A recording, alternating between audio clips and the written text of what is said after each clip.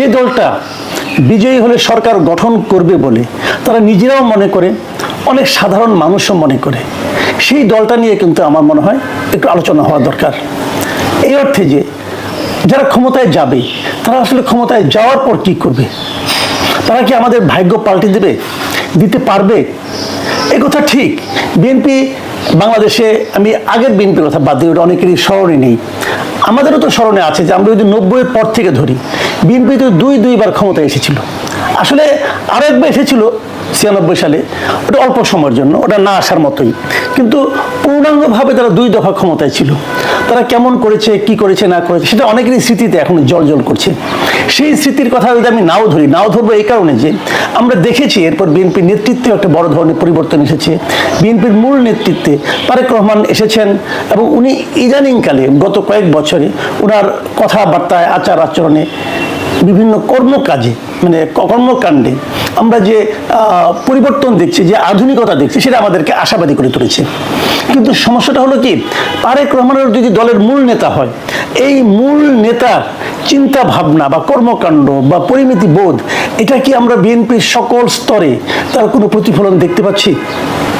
এই আলোচনাটা করার জন্য আজকের এই আলোচনার অবতারণা।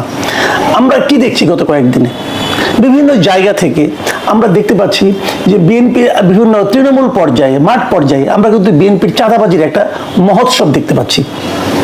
যে চাঁদাবাজির কাজগুলো আগে আওয়ামী লীগের লোকেরা করতো, আওয়ামী লীগের বিভিন্ন অঙ্গ সংগঠনের লোকজন করতো, সেটা কিন্তু বিএনপির অনেক লোকজন করছে বলে আমরা অভিযোগ পাচ্ছি। আমি নিজেও আমার এই চ্যানেলে আমি একটা জরিপের মতো করেছিলাম। সেই জরিপে আমি প্রশ্ন করেছিলাম যে প্রত্যন্ত অঞ্চলে যে চাঁদাবাজি চলছে এখনো, সেই চাঁদাবাজিটা আসলে কারা করছে। দেখা গেছে এখানে 70% বেশি লোক বলছে যে বিএনপির লোকজন করছে। কেন? আমরা বিএনপির নামটা কেন শুনতে পাবো? আমরা তো এটা শুনতে পেতে চাই না। একটা কমন একটা অজুহাত আছে, আমাদেরটা অনেক বড় দল, এই জন্য পারি না। কোথায় আমাদের নেতা তারেক রহমান, উনি তো অনেক দল থেকে বের করে দিচ্ছেন এবং দলের পক্ষ থেকে অনেক জায়গায় মামলা পর্যন্ত করা হচ্ছে। এরকম ইতিহাস আসলে নাই, অতীতে নাই, কিন্তু আমি কখনো এর আগে দেখিনি যে দলের কোনো একজন আপনার তৃণমূল পর্যায়ের কর্মীর অপরাধের জন্য দলের পক্ষ থেকেই মামলা করা হয়, আমি আগে কখনো দেখিনি। এটা অবশ্যই একটা ইতিবাচক ব্যাপার, খুব ভালো ব্যাপার, কিন্তু সেটা কি অন্য এলাকার জন্য প্রভাব বিস্তার করতে পারছে? অন্য এলাকার নেতাকর্মীকে বিন্দুমাত্র বিচলিত করতে পারছে না? কেন পারছে না? এটা কি কেউ গবেষণা করে দেখেছেন কেন পারছে না? আর কোনো কারণ নয়, মূল কারণ হলো যে অন্য জায়গায় এই দলের যে বিভিন্ন কেন্দ্রীয় লিডার অথবা আঞ্চলিক লিডার, তারা কিন্তু ওই লোকগুলিকে এক ধরনের আশকারা দিচ্ছে। তারেক রহমান যেভাবে দল চালাতে চাচ্ছেন সেভাবে কি পারছেন? এই যে আশকারা যারা দিচ্ছেন, মনে করেন জেলা পর্যায়ের লোক, তার কি কেন্দ্র পর্যন্ত লাইন নেই? আছে। কেন্দ্রের অনেক নেতা কি তাকে সাপোর্ট করেন না? করেন, এটি বাস্তবতা। তারেক রহমান যেভাবে চান তার সেন্ট্রাল কমিটি সেভাবে চলে না, এটাই বাস্তবতা। কেন চলে না, কিভাবে চালাতে হবে, এটা ওনারা বুঝবেন, ওই আলোচনায় আমি যাব না। কিন্তু ঘটছেটা কি, আমি আজকে খালি কয়েকটা গত এক সপ্তাহের কিছু উদাহরণ আপনাদেরকে দিতে চাই। আমি দেখুন, এই আলোচনাগুলো আমি এইভাবে এতটা হয়তো করতাম না, কিন্তু একটা ঘটনার কথা উল্লেখ করি।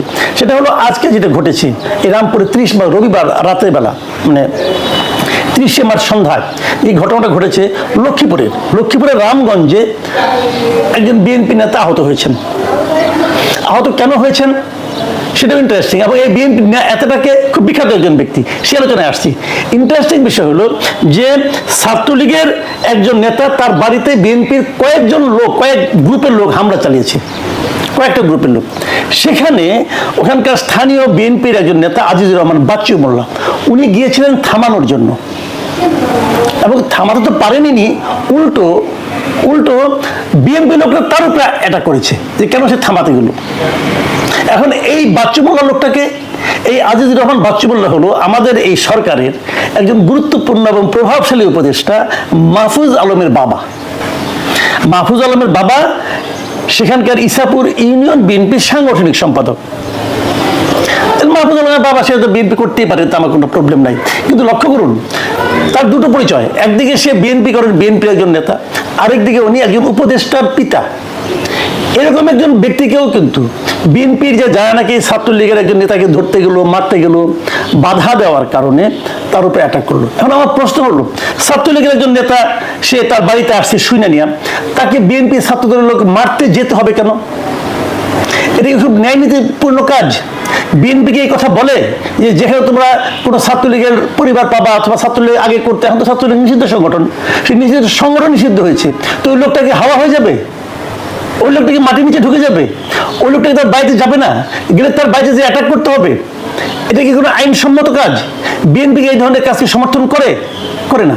তাকে মারার জন্য কয়েকটা গ্রুপ বিএনপির লোক ওখানে গেল, যা ওটা কি ঠিক হয়েছে? হয়নি। বাচ্চু মোল্লা সাহেব যে তাদেরকে থামাতে গেলেন, অন্যায় করেছেন? অন্যায় করেননি, উনি একটা ভালো কাজ করেছেন। তো তাকে সবাই চেনে, লোকটা বিএনপি করে, এবং তার উপর সে মাহফুজ আলমের বাবা, সেই হিসেবে তো একটা গুরুত্ব পায়। তো সেই লোকটাকে আপনারা ছাড় দিলেন না, তাকে মারলেন, মেরে আহত করলেন, তাকে হাসপাতালে যেতে হলো। এটা কি বিএনপি রাজনীতি? আমার তো মনে হয় না। আমি ইদানিং তারেক রহমান সাহেবের যে সমস্ত কথাবার্তা শুনি, তার সঙ্গে তো এই রাজনীতির কোনো মিল নেই। তাহলে কেন হলো? আমি একটা ঘটনা উল্লেখ করলাম এই কারণে যে এই ঘটনার পরিপ্রেক্ষিতে আরেকটা ঘটনা আছে, এটা একটু পরে বলি। তার আগে আমি বিএনপির আরো দুই একটা কথা বলি। দেখুন, আমি এই সপ্তাহের মধ্যে বিএনপির আরো দুই একটা ঘটনার মানে তাদের মধ্যে অন্তর্কলহ কোথায় যে দাঁড়িয়েছে যে বলি। যেমন ধরেন, ঈদের আগের রাতে মৌলভীবাজারের শ্রীমঙ্গলে একটা টমটম পার্কিংকে কেন্দ্র করে বিএনপির দুই গ্রুপের মধ্যে সংঘর্ষ হয়েছে, এবং সেই সংঘর্ষের কারণে সেখানে যৌথ বাহিনী গিয়েছে, যে মানে গোলাগুলি হয়েছে, সারা রাত চলেছে গোলাগুলি। তারপরে যৌথ বাহিনী সেখানকার সাবেক মেয়র, বিএনপি নেতা মহসিন মিয়া মধু সহ 14 জনকে আটক করেছে। কার সঙ্গে মারামারি হয়েছিল? বিএনপির আরেকটা গ্রুপের সঙ্গে। কেন ভাই? ঘটনাটাকে আইন আপনারা নিজের হাতে তুলে নিচ্ছেন কেন? এটা কি চাঁদাবাজিকে কেন্দ্র করে? ইয়েস, চাঁদাবাজিকে কেন্দ্র করে, প্রভাব বিস্তারকে কেন্দ্র করে। প্রভাব বিস্তার করতে হবে কেন? আপনারা কি ক্ষমতায় আছেন? আর ক্ষমতা থাকলেই বা প্রভাব বিস্তার করতে হবে কেন? তার মানে আপনার ক্ষমতায় এসে গেছেন এরকম ভাবছেন? আপনারা এই ধরনের কাজ যত বেশি ঘটাবেন, মনে রাখবেন ক্ষমতা আপনাদের থেকে ততটা দূরে সরে যেতে থাকবে। এই কথাটা মাথায় রাখবেন। এদেশের মানুষ সব পারে। এদেশের মানুষ আপনাদেরকে মাথায় তুলে নিয়ে আসতে পারে, আবার পায়ের নিচেও ফেলে দিতে পারে। দয়া করে এটা মাথায় রাখবেন। ক্ষমতা এখন আসেন নাই ভাই। আবার দেখুন, আরেকটা ঘটনা বলি, এটা এই সপ্তাহের ঘটনা। শিরোনামটা কি? প্রথমত শিরোনামটা আমি পড়ি।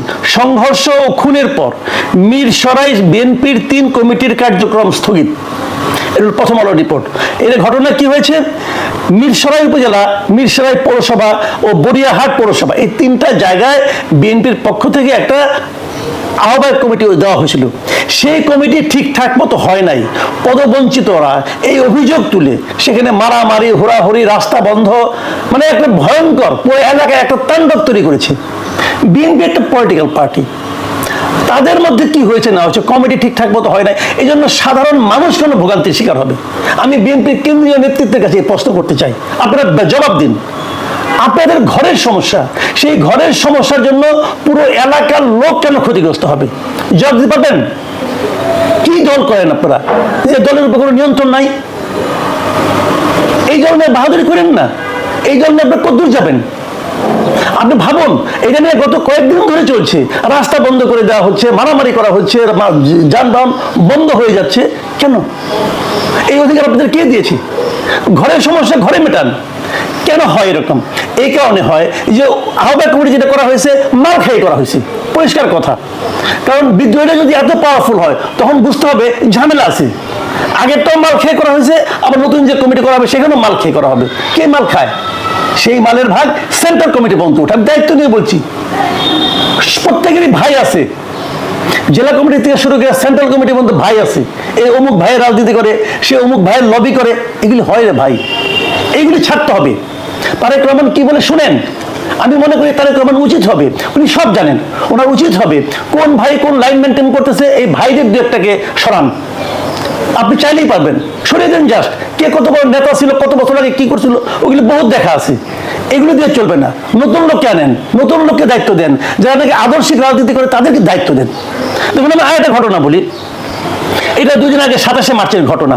এটাও চট্টগ্রামের ডবল মোরিং থানার মিস্ত্রিপাড়া। এখানে কি হয়েছিল? ইফতার বিতরণীকে কেন্দ্র করে চট্টগ্রাম নগরে বিএনপির 2 পক্ষের মধ্যে সংঘর্ষ, 6 জন আহত। আচ্ছা, এই সংঘর্ষটা কি ঘরের মধ্যে হয়েছিল? ঘরের মধ্যে হয় নাই, ওপেন রাস্তাঘাটে হয়েছে। এতে মানুষের ক্ষতি হয় নাই? দল সম্পর্কে মানুষের মনে ধারণা কি দাঁড়িয়েছে? এগুলি মাথায় রাখেন। আপনারা মারামারি করবেন, আরেকজন দেখবেন যে মাঝখান থেকে ঠিকই হালুয়া রুটি নিয়ে নেবে। যখন চলে যাবে না তখন বুঝবেন। এত নিশ্চিত হয়েন না। 91 সালেও কিন্তু আওয়ামী লীগ খুব নিশ্চিত ছিল যে তারা ক্ষমতায় আসবে।